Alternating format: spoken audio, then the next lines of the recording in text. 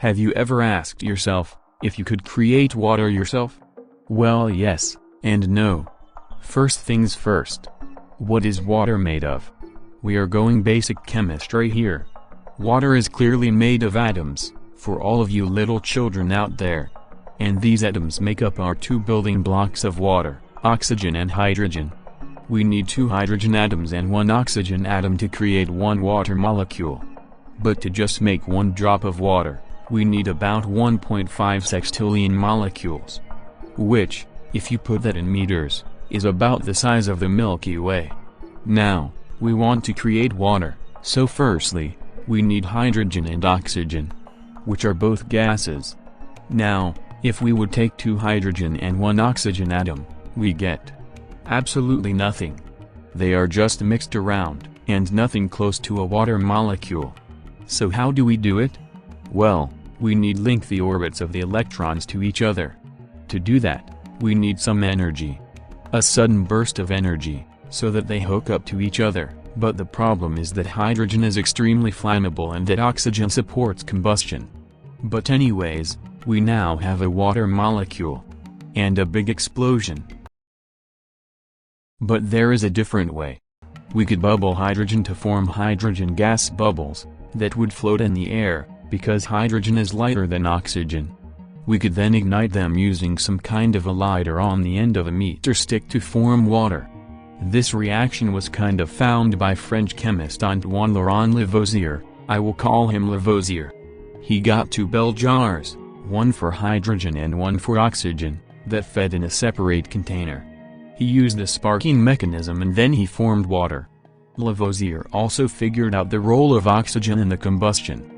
He disproved the phlogiston theory, and showed that a gas must have mass for combustion to occur and that the mass was conserved following the reaction.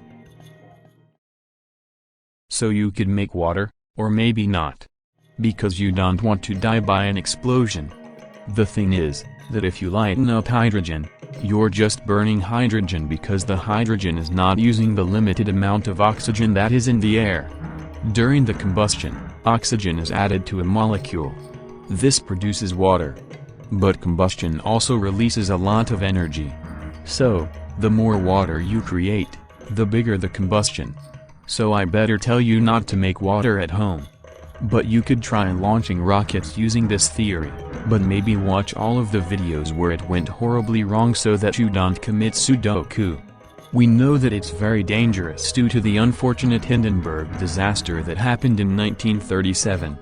There was abundant oxygen in the air outside the airship, and it reacted with the hydrogen in the airship. This caused a lethal explosion that rocked the airship. But as a result of the explosion, water was actually created. But is there a safe way of creating water, without having the danger of killing someone? Yes, there is an alternative. And it was already constructed, the Wison windmill. It produces 12,000 liters of water a day. But how? Well, the Wison windmill doesn't actually create the water. The Wison windmill uses the water vapor that is in the air, and using sheets of cooled metal, the air temperature can be dropped. That allows the water vapor to condense, and get back to liquid form. So this is not actually creating water.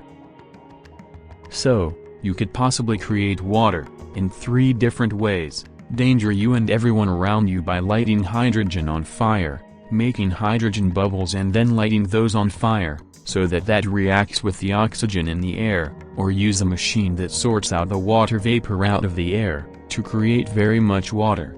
Whatever you want, you do you. But I would advise you to use the safer route, and just get tap water. But if you want to save the world, just don't waste water. So, you can make water, but it will end up in a big explosion.